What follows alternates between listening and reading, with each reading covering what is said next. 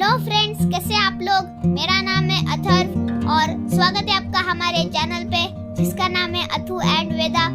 तो गाइस, आज हम डिस्कस करने जा रहे हैं पोकेमॉन की हिस्ट्री के बारे में और ये है पोकेमॉन हिस्ट्री पार्ट 2। तो गाइस, अगर आपने पोकेमॉन हिस्ट्री पार्ट 1 नहीं देखा होगा तो जल्दी से जल्दी उसे चेकआउट कीजिए। और चलिए अब आज की वीडियो शुरू करते हैं। तो गाइस, आज हम लुगिया और ओहो की मिथिकल स्टोरीज पे डिस्कस करने वाले हैं। तो बिना देरी किए चलिए शुरू करते हैं। तो गाइस, चलिए पोकेमॉन हिस्ट्री के पार्ट 2 से शुरुआत करते हैं। तो गाइस, जो पोकेमॉन का जो यूनिवर्स है वो अब लगभग बन चुका था और जो पोकेमॉन का यूनिवर्स का जो स्पेस है उसके अंदर सन की गर्मी की वजह से पैदा होता है ओहो। अब ओहो एक लेजेंडरी बर्ड है जो एक फायर टाइप बर्ड है और वो क्रिएट करता है तीन लेजेंडरी बर्ड्स को जो थे मोल्ट्रस, आर्किडिनो एंड ज़ैपेडोस।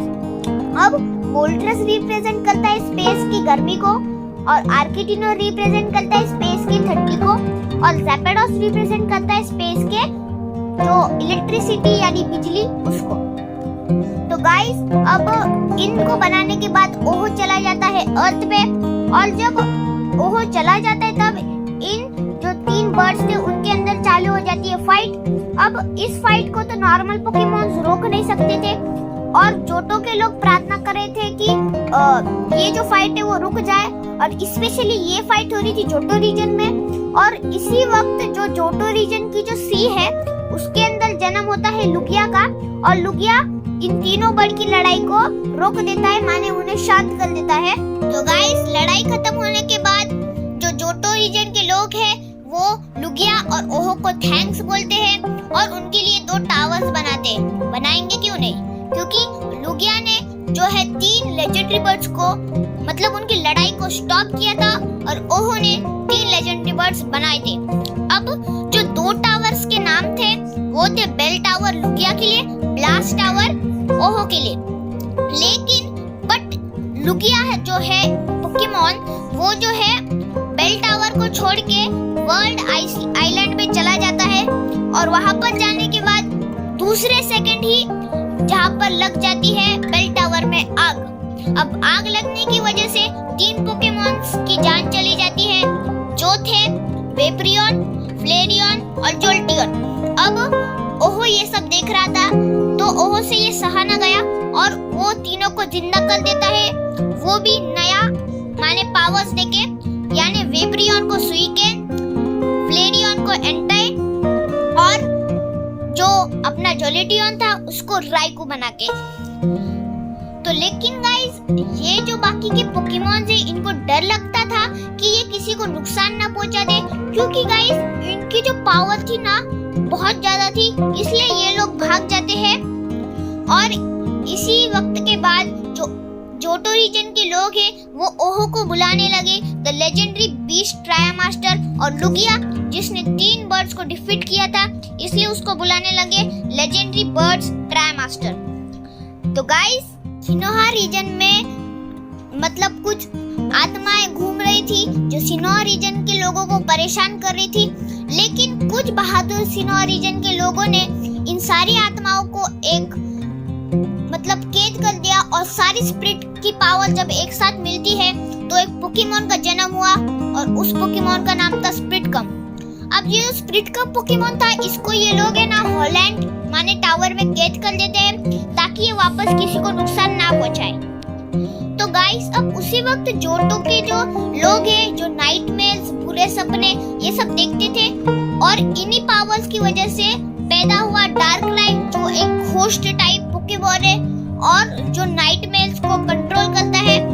अब आर्शियस को जब ये बात पता चली कि डार्कनाइट जो है नाइटमेयर्स लोगों को नाइटमेयर्स देके उन्हें परेशान कर रहा था, तो आर्शियस है वो बनाता है सिरिसिया एक पोकेमॉन को जो है ना डार्कनाइट के पावर्स को मात दे देती है और सब जो जोटो रीजन के लोग थे उनको अच्छे वाले सपने दिखाती है। ज़र्नस तो इसी इवेंट के बाद ज़र्नस है बहुत सारी एनर्जी रिलीज करके एक पेड़ में कन्वर्ट हो जाता है और उसके बाद में जो वेलॉर्ड है थोड़ी सी एनर्जी एब्जॉर्ब करके एक पहाड़ में ककुना बनके चला जाता है।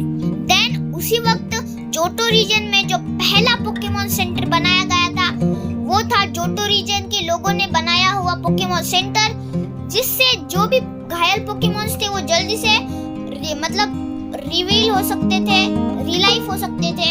और इसी वजह से जो पोकेमॉन्स और ह्यूमंस में जो बॉन्ड था, रिलेशन, वो ज्यादा बढ़ गया। और अब से 400 साल पहले जो एजेला टाउन था उसके अंदर सूखा पड़ा था, और एजेला टाउन में जो स्लोपोक नामक एक पोकेमॉन्स थे, सारे स्लोपोक मिलके जब यॉर्न करते थे तो एजेला टाउन में बारिश हुआ करती थी। इसलिए जो एजेला टाउन के लोग थे वो स्लोपोक की रिस्पेक्ट करते थे, क्योंकि जब स्लोपोक यॉर्न करता था ना, बारिश हुआ करती थी। तो गाइस, कुछ ही सालों बाद एक अमीर फैमिली एक आइलैंड खरीदती है जो था द लिबर्टी गार्डन आइलैंड। अब यहाँ पर जो अमीर फैमिली थी एक पोकेमॉन को डिस्कवर करती है जो बहुत पावरफुल हम बोल सकते हैं उसे, वो था विक्टिनी।